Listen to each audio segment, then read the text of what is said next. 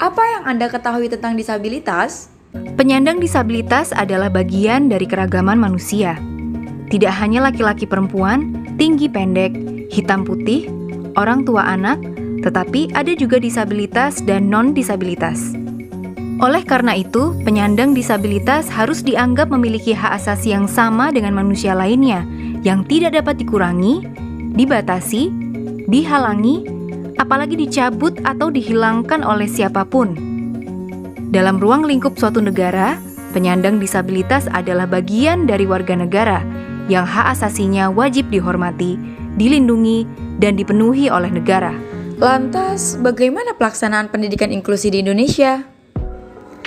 Pendidikan merupakan hak dasar setiap warga negara Indonesia, tidak terkecuali mereka yang memiliki kebutuhan khusus.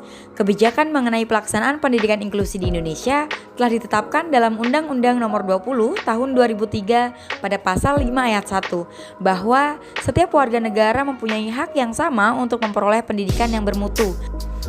Pendidikan bagi warga disabilitas dapat diselenggarakan secara inklusif di sekolah umum atau berupa satuan pendidikan khusus atau sekolah luar biasa. Menurut Kementerian Pemberdayaan Perempuan dan Perlindungan Anak, jumlah anak berkebutuhan khusus yang berhasil didata ada sekitar 1,5 juta jiwa. Namun, secara umum, PBB memperkirakan bahwa paling sedikit ada kurang lebih 4,2 juta anak Indonesia yang berkebutuhan khusus. Menurut data pada tahun 2018, sebanyak 123.831 anak berkebutuhan khusus dengan jumlah SLB sebanyak 2.190. Dengan jumlah tersebut, tentunya belum memenuhi kebutuhan, maka dari itu pemerintah menetapkan program baru yaitu Sekolah Inklusi. Sekolah inklusi adalah sistem layanan pendidikan yang mengikutsertakan anak berkebutuhan khusus untuk belajar bersama dengan peserta didik lainnya yang sebaya di sekolah reguler yang dekat dengan tempat tinggal mereka.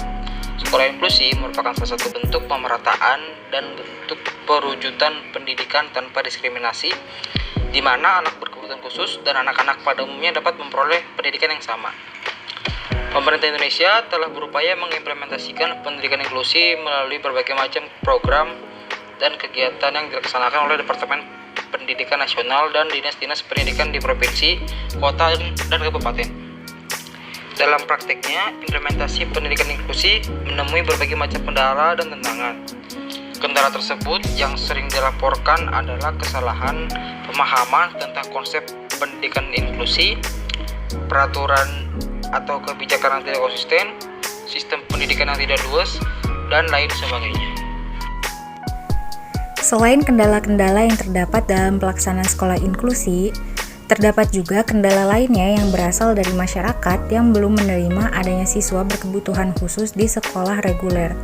Selain itu juga ketidakharmonisan antara berbagai pihak dalam pelaksanaan sekolah inklusi, seperti diperlukannya guru yang berkualitas dan pihak sekolah yang baiknya mendukung penuh pelaksanaan sekolah inklusi. Penyelenggaraan sistem sekolah inklusi merupakan salah satu syarat yang harus terpenuhi untuk membangun masyarakat inklusi, sebuah tatanan masyarakat yang saling menghormati dan menjunjung tinggi nilai-nilai keberagaman sebagai suatu realitas kehidupan. Lalu, menurut Anda, apakah perbedaan akan menjadi ancaman? Perkenalkan, aku Sasha. Ingin terus melaju dengan kursi rodaku. Tetapi banyak rintangan di depan jalanku. Namaku Rahmat. Aku memilih menjadi Rahmi, tetapi diusir dari rumah. Saya Dudu, anak masyarakat adat dengan pakaian khas, sehingga tidak bisa memakai seragam sekolah. Saya Tio, anak dari mantan tahanan politik. Stigma buruk tentang ayah menurun kepada saya hingga hari ini. Saya Laksmi. Dan saya Arya. Kami telah menikah sesuai adat dan keyakinan. Tapi negara tak kunjung mengakui status kami. Mereka semua adalah bagian dari Indonesia. Mereka tersingkir karena dianggap berbeda, hidup dalam diskriminasi hanya karena prasangka yang juga diturunkan ke anak-anak mereka. Kita seharusnya tidak membeda-bedakan mereka, karena kita mampu berbagi kesempatan,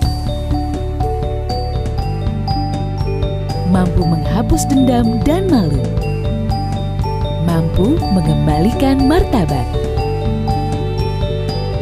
mampu meruntuhkan stigma dan prasangka, mampu memberikan cinta dan kebahagiaan. Ya, kita mampu karena kita peduli. Bersama, kita wujudkan masyarakat inklusif. Masyarakat Indonesia yang setara, semartabat untuk Indonesia yang lebih baik.